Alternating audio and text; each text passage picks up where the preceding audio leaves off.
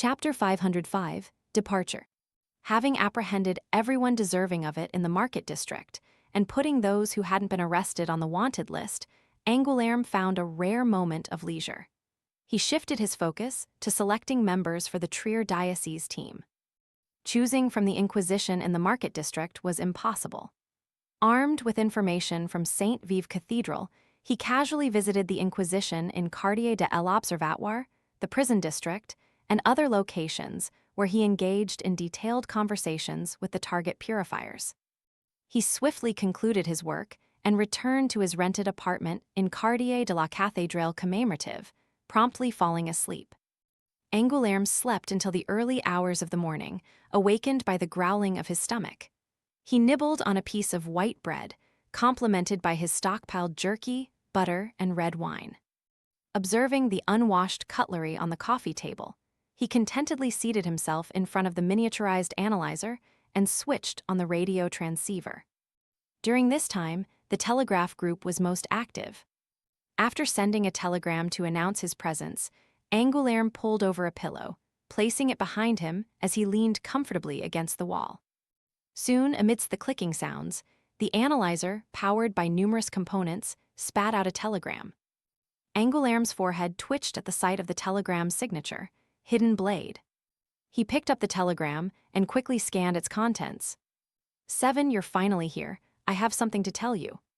I've just received news that the mirror people we mentioned have been infiltrating Trier over the past decade, replacing the original ones.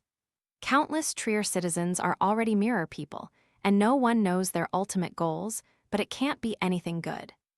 I'm investigating these mirror people. I'll give you new clues at any moment. Keep an eye out for such matters in advance. After reading it, Angoulême took a deep breath and exhaled slowly. The following morning, Lumion sat in a four-wheeled, four-seater rental carriage. Ludwig, clad in a caramel coat and carrying a red school bag, occupied the seat beside him. On the opposite side sat Lugano Toscano, with thick eyebrows and large eyes, emanating a distinct protagonist aura. Glancing out the window at Avenue du Marché, Lumion noticed little deviation from the usual scene. Street vendors, public carriages, and rental carriages bustled about. The Suhit steam locomotive station welcomed numerous foreigners, waiters actively seeking customers, cafes doubling as beer houses, inexpensive restaurants, and card rooms, along with clerks and workers in a hurry. While seemingly unchanged, subtle shifts had occurred. Rat, Christo had fled, Giant Simon was apprehended, and Baron Brignies was nowhere to be found. He didn't even commission information brokers to seek out his smuggled godson. The Savoy mob, once dominant, faced total annihilation, setting the market district on the brink of new mob conflicts.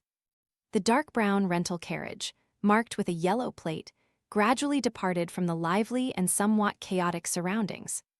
Observing Lumion divert his attention, Lugano inquired ingratiatingly, "Should we travel by boat to Fanepotter, or perhaps get false identities and take the southbound steam locomotive to explore Riston province first?"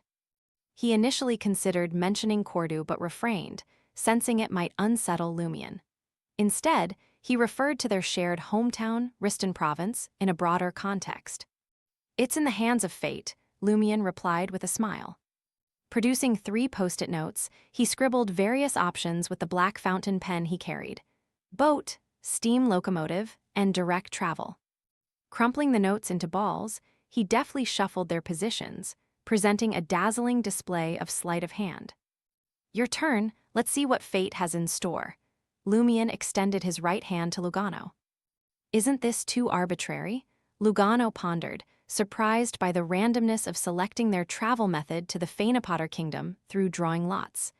Despite the absurdity, he dutifully picked up a paper ball.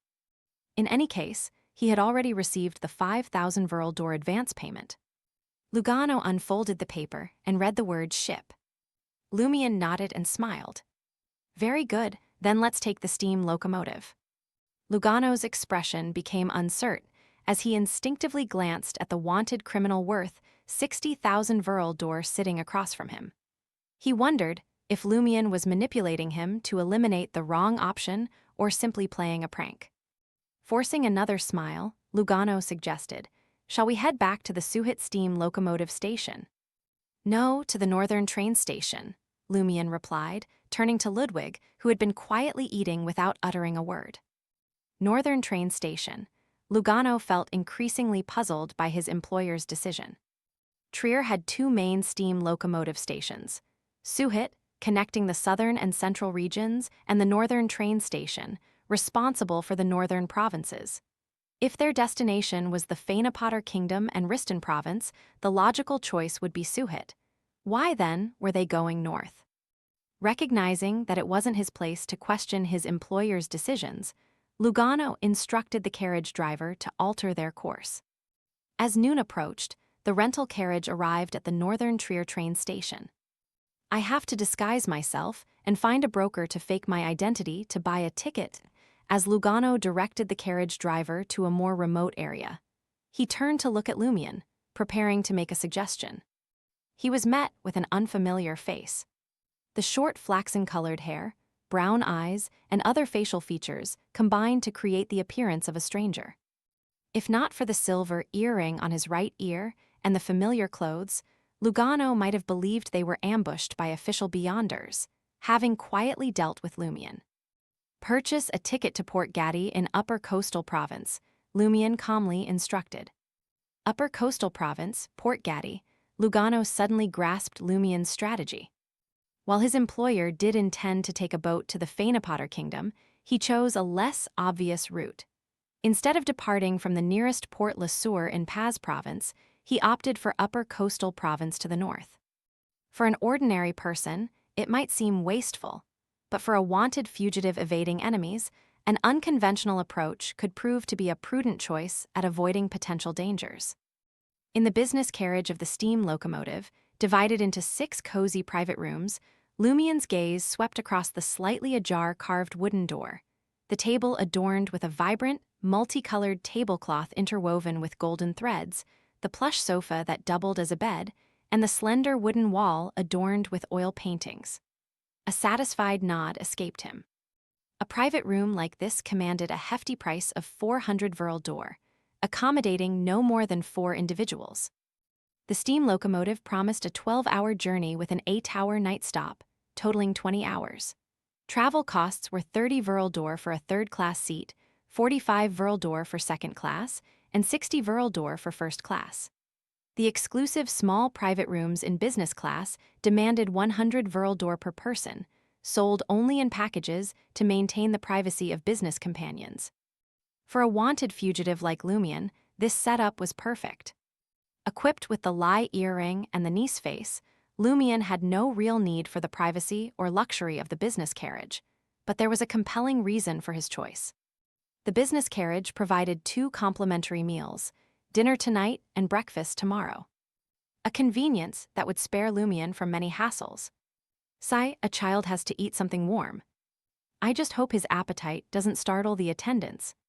After catering to Ludwig for over 2 days, Lumian recognized the importance of his traveler's bag, capable of storing ample rations and desserts for long trips with the boy. The boy had to eat frequently.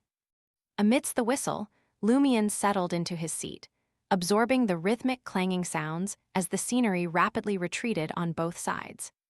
In less than 15 minutes, the colossal steam-spewing train departed from the bustling metropolis through the cave door, carved into the high wall. It left behind a metropolis pulsating with desires, immersed in both joy and pain. Lumian half-closed his eyes, overhearing someone in the private room ahead sigh, as if reciting a poem. Goodbye, Trier. At 8 p.m., under the cover of complete darkness, the steam locomotive came to a halt at its scheduled stop, Dartel Station. Situated on the outskirts of the Upper Coastal Province's Faust region, in Darter town, the platform was already bustling with 20 to 30 men and women eagerly rushing to different carriages. Devoid of luggage, their faces radiated enthusiasm. Knock, knock, knock.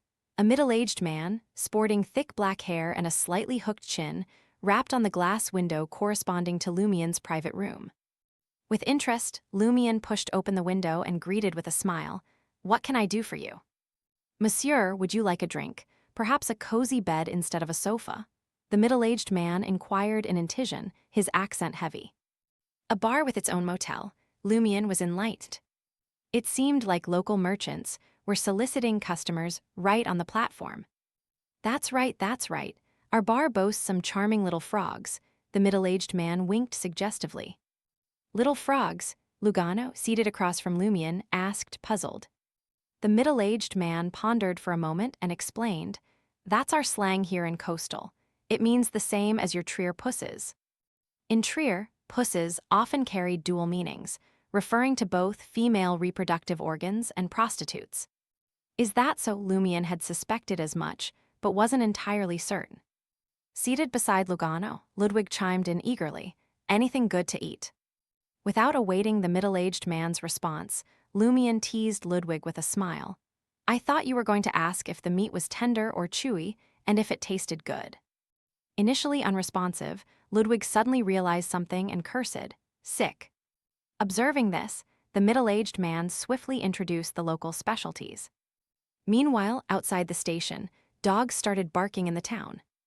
A lone bark triggered a chorus of canine voices, shattering the night's silence. The middle-aged man's expression shifted, tainted with an indescribable sense of fear.